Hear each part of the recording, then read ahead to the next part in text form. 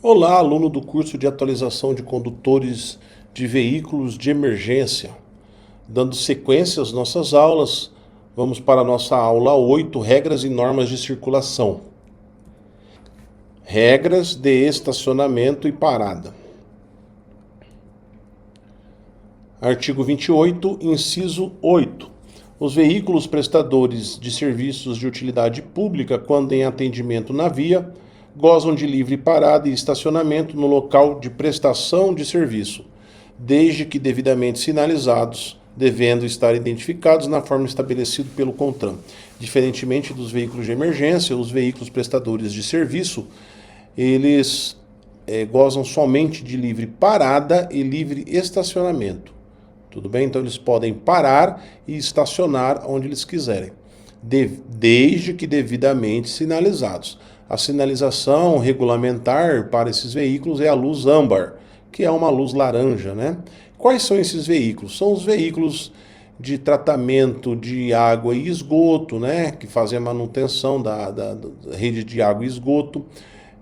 Também os veículos que fazem manutenção e distribuição de rede elétrica, telecomunicações, inclusive todas as telecomunicações, inclusive internet, veículos de transporte de valores, veículo de coleta de lixo, veículos, pranchas que transportam veículos em situações de emergência, né, que estão estragados ou sinistrados, né? Então também esses veículos prancha que recolhem esses veículos estragados e sinistrados. Que mais? A maioria são esses aí que eu disse a vocês. Os veículos também que realizam manutenção de semáforos e realizam a sinalização das vias. Tudo bem? Esses são os veículos prestadores de serviço de utilidade pública. Ok? Seguindo. Artigo 46. Sempre que for necessária a imobilização temporária de um veículo no leito viário, em situação de emergência, deverá ser providenciada a imediata sinalização de advertência na forma estabelecida pelo CONTRAN. Aqui na imagem, o veículo ele está fora do acostamento, inclusive. Nós temos a pista de rolamento, temos o acostamento e depois o veículo, né, parado em situação de emergência. Mas aqui no 46, ele traz a ideia da situação de imobilização temporária no leito viário mesmo, na pista de rolamento, tá?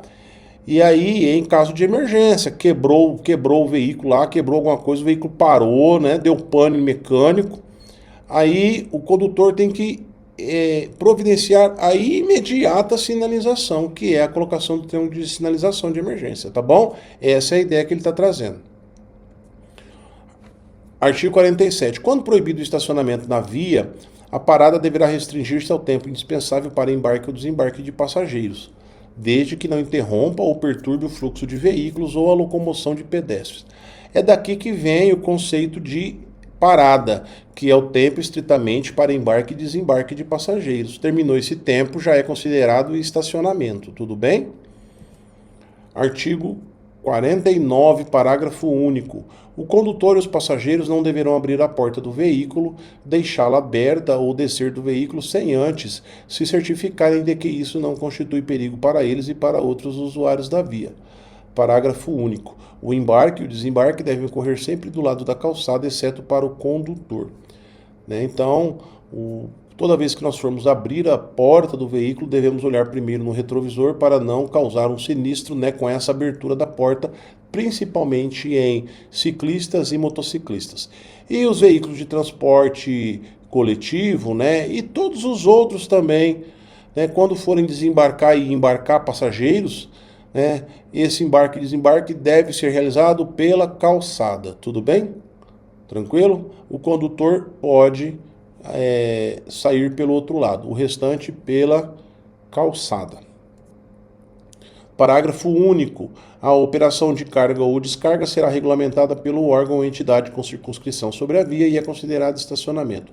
É por isso que nas operações nos locais de operação de carga ou descarga, sempre temos esta placa de estacionamento regulamentado e aqui a sua regulamentação através das informações complementares, tudo bem? E quem determina esse regramento é a entidade, a entidade ou o órgão que tem circunscrição sobre a via.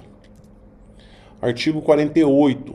Nas paradas, operações de carga ou descarga nos estacionamentos, o veículo deverá ser posicionado no sentido do fluxo paralelo ao bordo da pista de rolamento e junto à guia da calçada meio-fio, admitidas as exceções devidamente sinalizadas. Então, os veículos que vão parar, estacionar ou realizar a operação de carga e descarga, eles devem parar, né, como está aqui na imagem, né? Encostados no meio-fio, no mesmo fluxo de sentido dos veículos, né, do sentido da pista, e paralelos, né, paralelos ao meio-fio, tudo bem? Paralelos à guia da calçada, ok? Artigo 48, parágrafo 1º. Nas vias providas de acostamento, então nas rodovias, os veículos parados, estacionados ou em operação de carga ou descarga deverão estar situados fora da pista de rolamento. Então, aqui, pessoal, é a pista de rolamento. Então eles deverão estar fora. Aí você pode me perguntar, mas professor, então pode parar aqui ou estacionar? Né? Aí vale lembrar o artigo 181, inciso 7, né? E o conceito de acostamento no anexo 1. Lembrando que é proibido estacionar nos acostamentos, salvo motivo de força maior, conforme previsto no artigo 181. Então, salvo por força maior, situação de emergência. Aqui ele não está falando em situação de emergência. Acostamento, parte da via diferenciada da pista de rolamento destinada a parada ou estacionamento de veículos em caso de emergência. Então, pessoal, em caso de emergência eu posso utilizar o acostamento. Tudo bem? Agora aqui ele não está falando. Ele está falando em situações de parar, de estacionar. Então vai ser fora. Fora da pista e fora do acostamento. Então eu tenho que buscar essa faixa lateral. Tudo bem? Artigo 48, parágrafo 2º. O estacionamento dos veículos motorizados de duas rodas será feito em posição perpendicular à guia da calçada meio-fio e junto a ela, salvo quando houver sinalização que determine outra condição.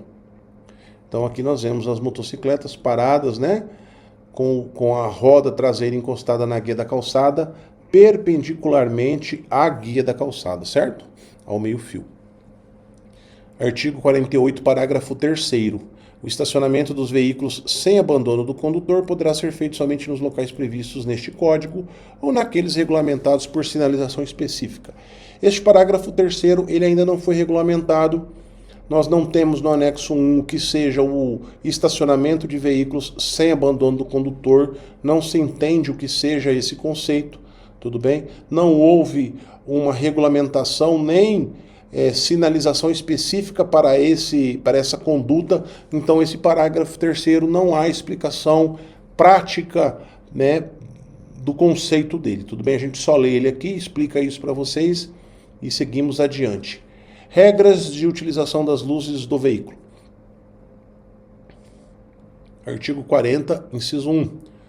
O uso de luzes em veículo obedecerá às seguintes determinações. Inciso 1. O condutor manterá acesos os faróis do veículo por meio da utilização da luz baixa. Letra A, à noite. Letra B, mesmo durante o dia, em túneis e sob chuva, neblina ou cerração. Certo? Antigamente, quando chovia, né, ligava-se a luz de neblina. Hoje não mais. Hoje é a luz baixa. Ok? Tanto para a chuva, quanto para a neblina, quanto para a cerração. É a luz baixa. Artigo 40, incisos 2 e 3. Nas vias não iluminadas, o condutor deve usar luz alta, exceto ao cruzar com outro veículo ou ao segui-lo. Se nós estivermos usando luz alta nas vias não iluminadas e vier um veículo de sentido contrário, nós estaremos causando o ofuscamento ao condutor do veículo contrário. E também quando nós nos aproximarmos de um veículo na nossa direção, aproximarmos por detrás dele e com a luz alta também vamos causar o ofuscamento, porque a nossa luz alta vai bater no retrovisor dele e vai ofuscar os olhos. Então, quando nessas duas situações devemos diminuir a luz alta. Voltaremos a falar sobre isso quando do módulo de direção defensiva, condição adversa de luz. A troca de luz baixa e alta de forma intermitente e por curto período de tempo, com o objetivo de advertir outros condutores, só poderá ser utilizada para indicar a intenção de ultrapassar o veículo que segue à frente ou para indicar a existência de risco à segurança para os demais veículos que circulam no sentido contrário. É a situação, então, de eu passar por um sinistro ali, um animal morto na via, né? Eu desviar e aí lá na frente eu cruzo com outro veículo, sentido contrário, e eu dou um sinal, né, de luz alta para informá-lo que ele vai se deparar com a mesma situação. Artigo 40, incisos 5, 6, 7, parágrafos 1º e 2º. Inciso 5. O condutor utilizará o pisca-alerta nas seguintes situações: em imobilizações ou situações de emergência. Então, imobilizações, vou dar 2 exemplos aqui de imobilizações que eu posso e é normal utilizar o pisca-alerta. Eu paro, imobilizo o meu veículo na pista para um pedestre atravessar na faixa de pedestre. Ou eu me deparo com os animais atravessando na pista. Eu paro o meu veículo, ligo ali o pisca-alerta para que os veículos que vêm de trás de mim já também reduzem a velocidade. Uma outra situação é quando eu estou aí numa rodovia e tem ali o siga pare e chega na minha vez, tá todo mundo parado, a fila de veículos. Então eu vou lá, ligo o pisca-alerta também para auxiliar na sinalização. Letra B, quando a regulamentação da via assim o determinar. Tudo bem? Muito bem. Durante a noite em circulação, o condutor manterá acesa a luz de placa. Aí nós já sabemos. Inciso 7. O condutor manterá acesas à noite as luzes de posição quando o veículo estiver parado para fins de embarque ou desembarque de passageiros e carga ou descarga de mercadorias. Eu vou trazer aqui exemplos da utilização das luzes, né? Então vamos lá. Veículo estacionado que não está tendo embarque e desembarque. Então nós já falamos o conceito. Então, veículo estacionado, luzes desligadas, farol desligado. Ocorrendo embarque e desembarque de passageiros, então veículo parado, luz de posição. Veículo em movimento, à noite, ou nas situações que nós já descrevemos aqui, luz baixa. Nas vias não iluminadas, luz alta. Tranquilo? Essa é a sequência de luzes. Um detalhe que passou aqui que eu não falei, né? Lá no pisca-alerta, né? A gente explicou ali quando nas situações de imobilização e faltou falar nas situações de emergência, né? Então, uma situação de emergência é o veículo estragado, pneu furado, né? Pane, mecânica. Então, ou então num atendimento de sinistro, então eu estaciono meu veículo e aí eu ligo o pisca-alerta, tá bom? Parágrafo 1º. Os veículos de transporte coletivo de passageiros, quando circularem em faixas ou pistas a eles destinadas, e as motocicletas, motonetas e ciclomotores deverão utilizar-se de farol de luz baixa durante o dia e a noite. Então, veículos de transporte coletivo de passageiros nas faixas exclusivas, luz baixa. Motocicletas, motonetas e ciclomotores o tempo todo. Parágrafo 2º. Os veículos que não dispuserem de luzes de rodagem diurna, DRL, então são os veículos mais antigos, deverão manter acesos os faróis nas rodovias de pista simples. Pista simples são rodovias que não têm separação física entre os fluxos, situadas fora dos perímetros urbanos, mesmo durante o dia. Então, se estiver no perímetro urbano, eu posso desligar. Se tiver pista dupla, posso desligar. Pista simples, farol ligado, mesmo durante o dia nas rodovias. Continuando, regras de vias e velocidades. Artigo 60. As vias abertas à circulação, de acordo com a sua utilização, classificam-se em: inciso 1, vias urbanas, que se subdividem em vias de trânsito rápido, via arterial, via coletor e via local. Inciso 2, vias rurais, que se subdividem em rodovias e estradas. Parágrafo 1º e artigo 61. A velocidade máxima permitida para a via será indicada por meio de sinalização, obedecida às suas características técnicas e às condições de trânsito. Então, quem coloca a sinalização na via é o órgão ou entidade que tem circunscrição sobre a mesma. No caso dos municípios, são os departamentos municipais de trânsito. A partir daí, eles fazem toda uma análise técnica para colocar a sinalização da velocidade. Parágrafo 1º. Onde não existir essa sinalização regulamentadora, a velocidade máxima será de vias urbanas, né? Vias de trânsito rápido 80 km por hora, vias arteriais 60 km por hora, vias coletoras 40 km por hora, vias locais 30 km por hora. Tudo bem? Nas vias rurais, rodovias de pista dupla, automóveis, caminhonetas, caminhonetes e motocicletas, 110 km por hora. Para os demais veículos, 90 km por hora. 2. Nas vias rurais, rodovias de pista simples, automóveis, caminhonetas, caminhonetes e motocicletas, 100 km por hora. Para os demais veículos, 90 km por hora. 2. Nas vias rurais, estrada, todos os veículos, 60 km por hora. Parágrafo 2º do artigo 61 e artigo 62. O órgão ou entidade de trânsito rodoviário com circunscrição sobre a via poderá regulamentar, por meio de sinalização, velocidades superiores ou inferiores àquelas estabelecidas no parágrafo anterior. Nós já não dissemos que eles fazem uma análise técnica? Então, se eles acharem, por exemplo, que uma via arterial, que o padrão é 60 km por hora, eles quiserem colocar 50 ou eles quiserem colocar 70, eles podem fazer isso, tudo bem? É o que está dizendo o parágrafo 2º. Artigo 62. A velocidade mínima não poderá ser inferior à metade da velocidade máxima estabelecida, respeitadas as condições operacionais de trânsito e da via. Então, uma via, por exemplo, via de trânsito rápido, de 80 km por hora, no mínimo, 40 km por hora, certo? Porém, tem que respeitar as condições operacionais, tá certo? Às vezes, a condição operacional daquela via permite andar até abaixo dos 40, tá? 30, tudo bem? Mas aí está sendo autorizado. Vamos falar agora sobre regras de equipamentos obrigatórios de segurança. Artigo 41. O condutor de veículo só poderá fazer uso de buzina desde que em toque breve nas seguintes situações. 1. Para fazer as advertências necessárias a fim de evitar sinistros. 2. Fora das áreas urbanas, quando for conveniente, advertir a um condutor que se tem o propósito de ultrapassá-lo. Ok?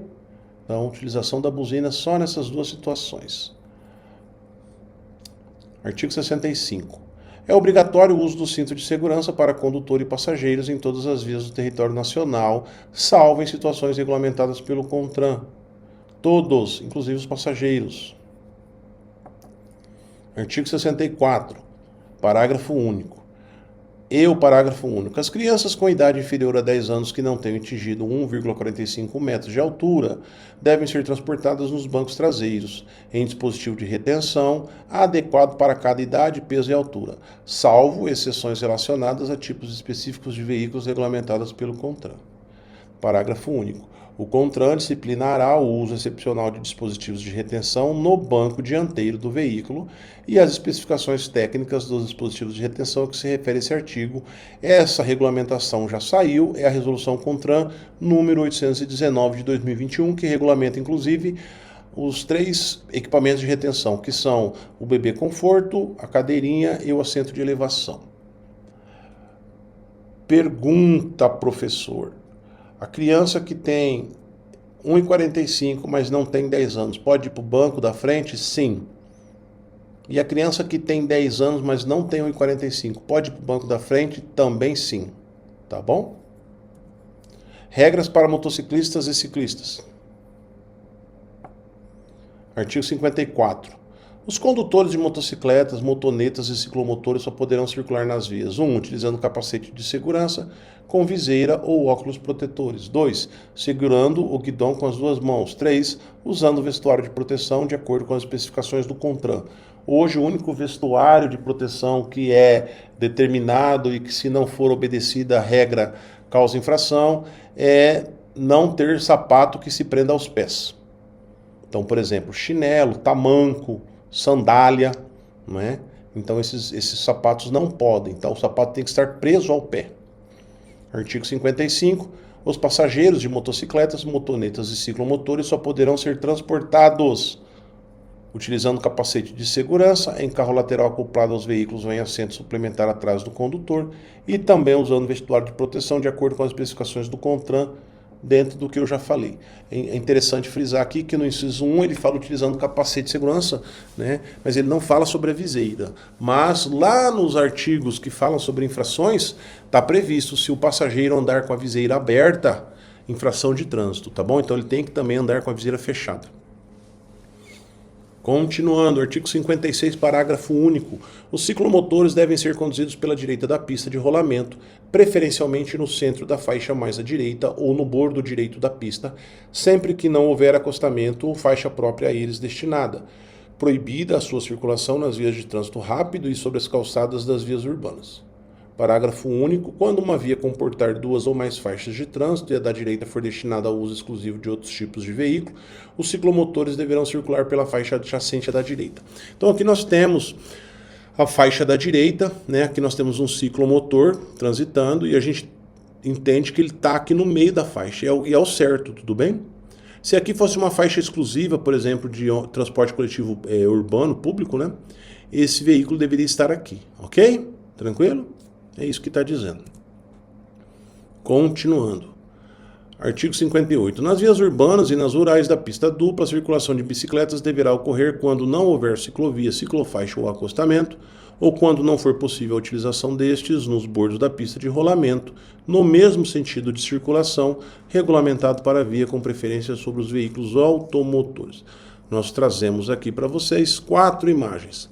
A primeira é da ciclovia. Observe, então, que ela é separada da via dos veículos automotores. Temos um canteiro central, uma separação física, então chamamos de ciclovia.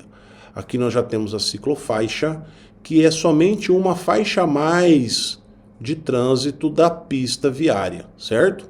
Aqui nós estamos com acostamento, os ciclistas andando no acostamento. E aqui, caso não haja acostamento, né, ele está andando no cantinho da pista de rolamento dos veículos, tudo bem? No bordo da pista. É o que está dizendo o texto aqui, tá? Parágrafo único. A autoridade de trânsito com circunscrição sobre a via poderá autorizar a circulação de bicicletas no sentido contrário ao fluxo dos veículos, desde que dotado o trecho com ciclofaixa. Então aqui nós vemos, pessoal, os veículos estão vindo contrários aqui ao fluxo da bicicleta, porque a ideia é sempre estar no fluxo, não é? Mas ele autoriza fazer o contrafluxo desde que esteja sinalizada com uma ciclofaixa. Então tá ok.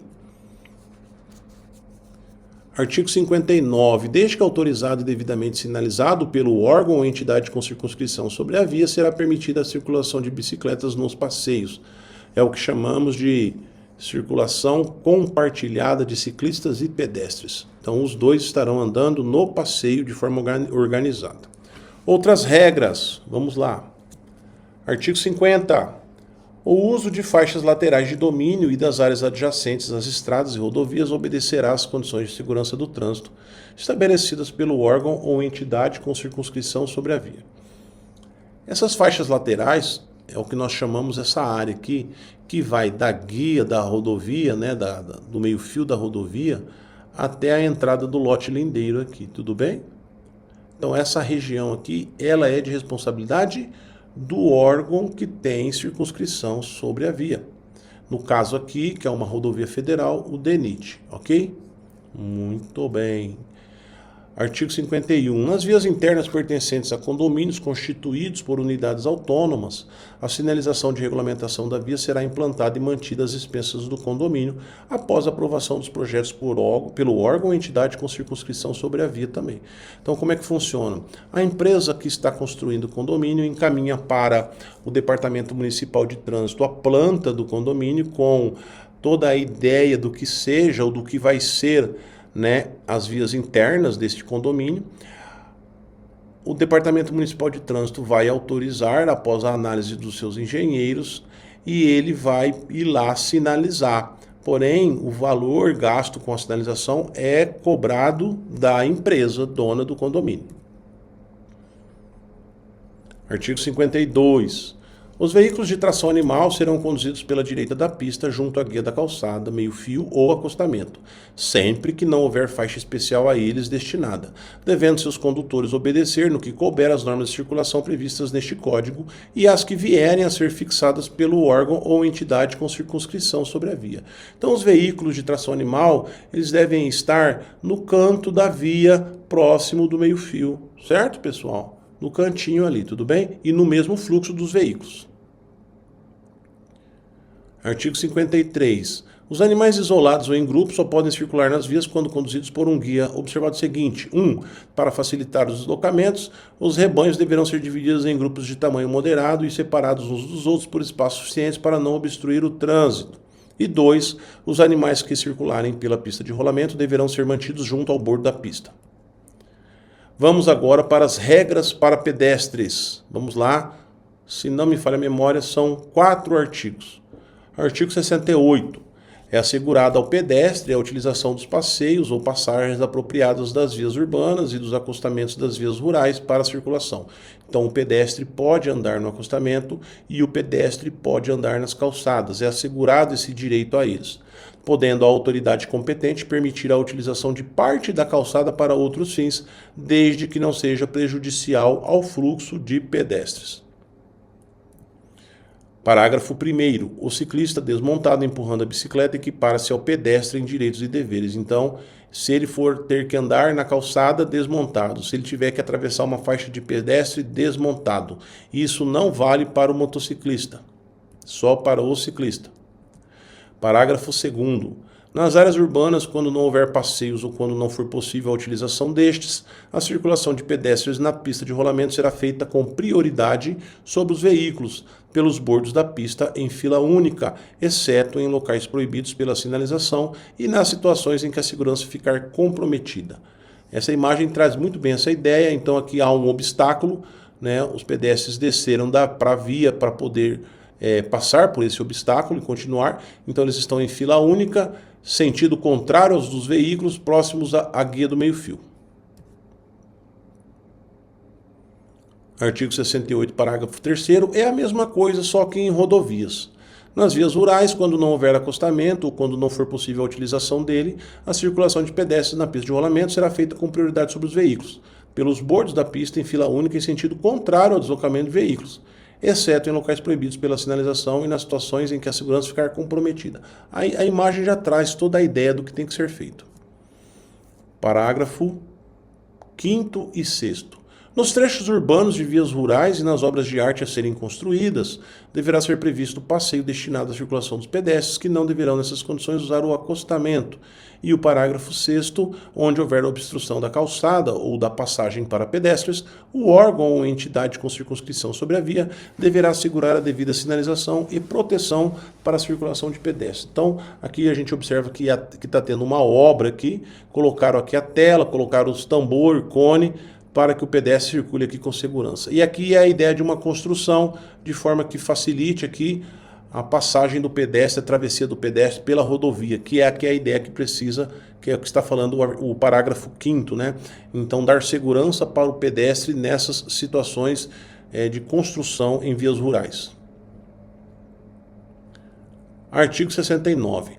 Para cruzar a pista de rolamento, o pedestre tomará precauções de segurança, levando em conta principalmente a visibilidade, a distância e a velocidade dos veículos, utilizando sempre as faixas ou passagens a eles destinadas, sempre que essas existirem numa distância de até 50 metros dele, observadas as seguintes disposições. O pedestre sempre tem que procurar a faixa de pedestre para a travessia dele e sempre observar a questão do veículo, a distância do veículo, a velocidade do veículo, certo? Se o motorista do veículo está vendo o pedestre, né? Ver e ser visto.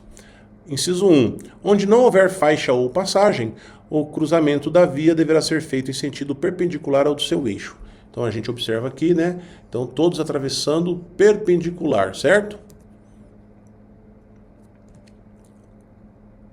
Inciso 2. Para atravessar uma passagem sinalizada para pedestres ou delimitada por marcas sobre a pista, letra A, onde houver foco de pedestres, obedecer às indicações das luzes. Então aqui nós temos o foco de pedestre, os pedestres obedecendo o foco. Onde não houver foco de pedestres, aguardar o semáforo ou o agente de trânsito interrompa o fluxo de veículos. Inciso 3. Nas interseções e em suas proximidades, onde não existam faixas de travessia, os pedestres devem obedecer a via na continuação da calçada, observar as seguintes normas. Então aqui, ó, por mais que aqui seja uma imagem que não é do Brasil, mas a gente observa que os pedestres estão na continuidade da calçada aqui para a travessia. Não deverão adentrar na pista sem antes se certificar de que podem fazê-lo sem obstruir o trânsito de veículos. Uma vez iniciada a travessia de uma pista, os pedestres não deverão aumentar o seu percurso, demorar-se ou parar sobre ela sem necessidade. Então é a ideia aqui, né? O cidadão atravessando, olhando o celular, causando um problema para o veículo aqui, né? Totalmente errado. Artigo 70. Os pedestres que estiverem atravessando a via sobre as faixas delimitadas para este fim terão prioridade de passagem. Então, se tem uma faixa de pedestre, né, que não tem semáforo, a prioridade é do pedestre. Porém, esse pedestre tem que fazer contato visual, tem que sinalizar sua intenção, tem que observar que os veículos pararam, para que assim e após isso ele atravessar. Exceto nos locais com sinalização semafórica, onde deverão ser respeitadas as disposições deste código. Se tiver semáforo, o pedestre vai obedecer o semáforo. Parágrafo único. Nos locais em que houver sinalização semafórica de controle de passagem, será dada preferência aos pedestres que não tenham concluído a travessia, mesmo em caso de mudança do semáforo, liberando a passagem dos veículos. Então, o semáforo está fechado para os veículos. Aí o pedestre começa a atravessar e de repente abre. Né? Aí o pedestre tem o direito de terminar a sua travessia. Inclusive, nós já falamos sobre isso, né? Na aula de infrações e penalidades ali, certo? É uma infração que causa suspensão do direito de dirigir, que é dirigir ameaçando o pedestre, certo? Porque o veículo vai para cima do pedestre lá, está ameaçando ele.